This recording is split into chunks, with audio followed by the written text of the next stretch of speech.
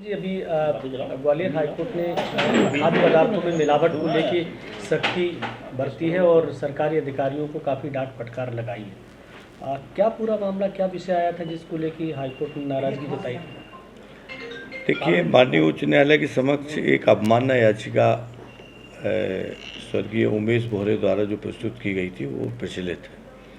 उसमें समय समय पर माननीय उच्च न्यायालय के मार्गदर्शन में भिन्न भिन्न निर्देश हमें प्राप्त हुए हैं शासन स्तर पर, और उस शासन स्तर पर 9 जिले में, बल्कि अब संपूर्ण प्रदेश में बड़ी अच्छी प्रोग्रेस उसकी आ रही है। और जो मिलावटखोरों पे एक बहुत अच्छी कसावट लगी हुई है, और उसके कारण एक बहुत अच्छी संदेश ये आया है कि समाज में वो लोग डरे हुए हैं। इसके कारण जितने भी सैंपल पहले फेल होते थे उनमें बड़ा डिक्रीज हुआ है और कमी आई है। तो इसका मतलब ये है कि बड़ा इफ़ेक्टिव स्टेप कोर्ट के आदेशों से हुआ है। अभी हमारे द्वारा कल ही उसमें संपूर्ण एक जानकारी माननीय उच्च न्यायालय के आदेशानुसार प्रस्तुत की गई है, जिसमें हमने बताया है कि हम प्रतिवर्ष तकरीबन 14 से 18,000 सैंपल ले रहे हैं, और उन सैंपल्स में जितने सैंपल्स फेल हो रहे हैं और उनमें यदि अनसेफ आता है तो अनसेफ के लिए हम उसको प्रोसिक्यूशन के लिए कर रहे हैं, और जो सब स्टैंडर्ड आदि के हैं उनको पेनल्टी के लिए रिकमेंड कर रहे हैं। एक भी प्रकरण में किसी भी प्रकार की ढील नहीं बरती जा रही है, और शासन भी इस संबंध में चीफ सेक्रेटरी महोदया खुद इसमें सुपरवाइज कर रही हैं, और माननीय उच्च न्यायालय इसमें समय समय पर लगभग 1 या 2 सप्ताह में इसमें पेशी लगा के और इसको खुद देख रहे हैं। तो अभी काफ़ी प्रोग्रेस हुई है, और काफ़ी 39 के करीब जो DSOs हैं, district food and safety officer, उनको यहाँ तैनात किया गया है 9 जिलों में। तो उसकी वजह से, और एक फ्लाइंग स्क्वाड बनाया गया है, आपको चलित लेबोरेटरी दी गई है, जिससे हाल के साल वहाँ पे किट्स सभी उपलब्ध कराई हैं, वाहन उपलब्ध कराए जा रहे हैं, विभिन्न प्रकार के आपको एम्प्लॉयज़ दिए गए। तो ये सब का जो क्यूमुलेटिव इफ़ेक्ट है वो एक इतना अच्छा आ रहा है न्यायालय के उसमें, कि अब काफ़ी इससे राहत मिली है, और जो मिलावट का एक सिलसिला चल रहा था 9 जिलों में, उसमें काफ़ी कमी आई है। कोर्ट में इसने ये भी कहा ना कि पहले जो कार्रवाइयाँ आपने नाम मात्र की हैं उस पर एक्शन लेने की बात कही उन अधिकारियों पर। ना, ऐसा तो नहीं कहा। कोर्ट ने ये ज़रूर कहा है कि जो पहले की कार्रवाई थी वो कम थी आज के बनस्पत, और माननीय उच्च न्यायालय के इंटरवेंशन से, और हमारे जो कमिश्नर फूड थे, जो अब ग्वालियर के कमिश्नर हो गए, डॉक्टर सुदाम खाटे साहब, उनके इंटरवेंशन से भी काफ़ी बहुत कुछ इम्प्रूवमेंट आया। तो ये एक अच्छी पहल है इस एरिया के लिए, और मिलावटखोरों से पब्लिक हेल्थ को जो फ़ायदा होगा, मिलावटखोरों से जो बचत होगी, तो ये, और निश्चित रूप से ये एक कंटिन्यूस एक्शन है। इसमें प्रतिदिन आपको एक्शन लेना पड़ती है। जिस दिन ढिलाई बरतोगे उसी दिन मिलावटखोरों को वो होगा। तो एक तरफ उन पर डर भी रहे, प्रिवेंशन भी हो, और अगर कोई करता है तो कड़ी कार्रवाई हो। ये तीनों पे हम लोग काम कर रहे हैं। ठीक है।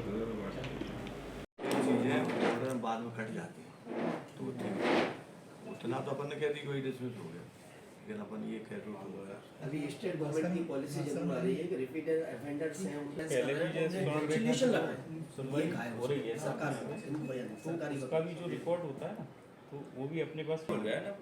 खाद वाले में पूछ लो। अच्छा, खाद वाले में जो कल बसों में तुम भी लगा लो ना, खाद वालों एक तो लगाई दो।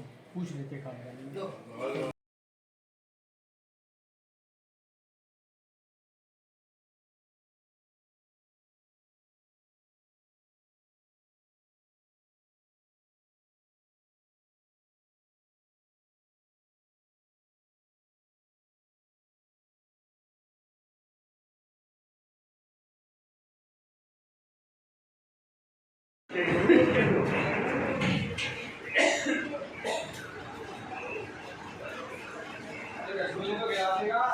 मिठाई मिठाई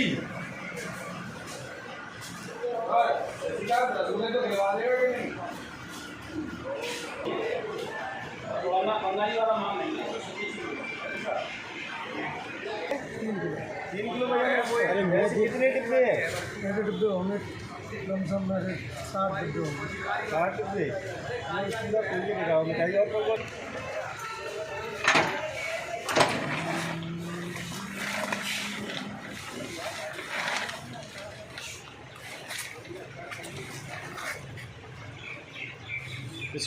बताना।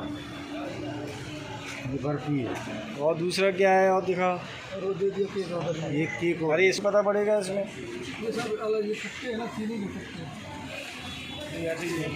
इसमें क्या है केक है। दिखाना। यहाँ शक्कर डलिए। और चीनी।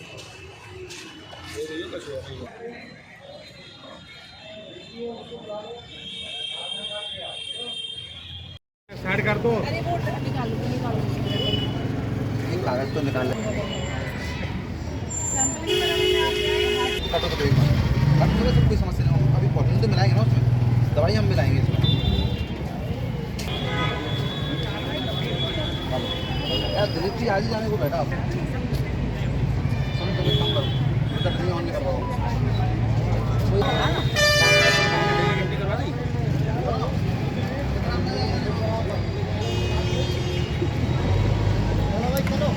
स्टार्ट कर दो। एक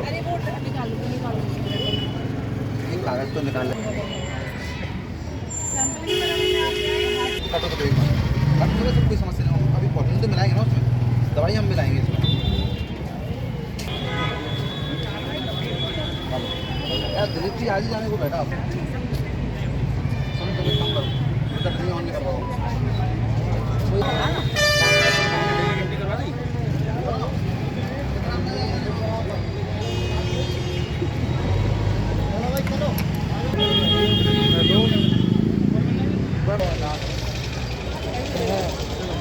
मैम जो मिलावटी मावा पकड़ा गया है, कहाँ से आ रहा था, कहाँ जा रहा था?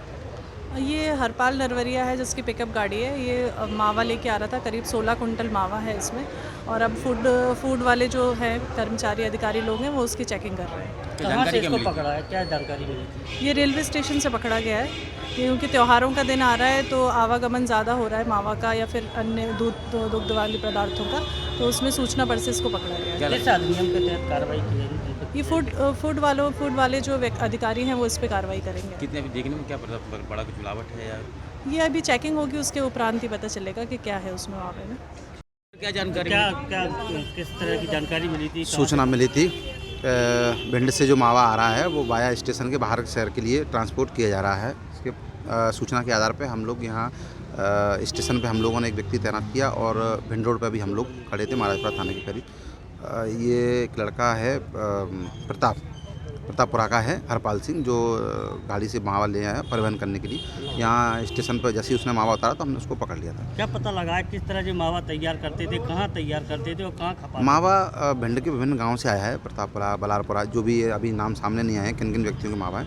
अभी इस पर सैंपलिंग की जा रही है। दस्तावेज वो जिस आधार पर प्रस्तुत करता है वो मालिकों के नाम आधार पर भिंड को भी सूचना भेजी जाएगी कार्रवाई के लिए। अच्छा, त्योहारों का सीजन है, अभी शहर में और भी कई जगह मावा बड़ी मात्रा में आ रहा है, और किन किन स्थानों लगातार टीम जांच में है और जहां जहां भी सूचना प्राप्त होती है वहां पे हम लोग कार्रवाई करें। ये 40 डलियां मावा है। लगभग कीमत अभी आंकना है 16 कुंटल के करीब मावा जा रहा है। तो ये अभी शहर का नहीं, अभी स्टेशन पे ये बुकिंग के लिए लाया था। अभी कहाँ किस शहर को भेज रहा था, भोपाल के लिए या इंदौर के लिए, वो अभी नाम सामने नहीं आया। अभी तो अपन ने परिवहन करने से पहले ही इसको पकड़ लिया।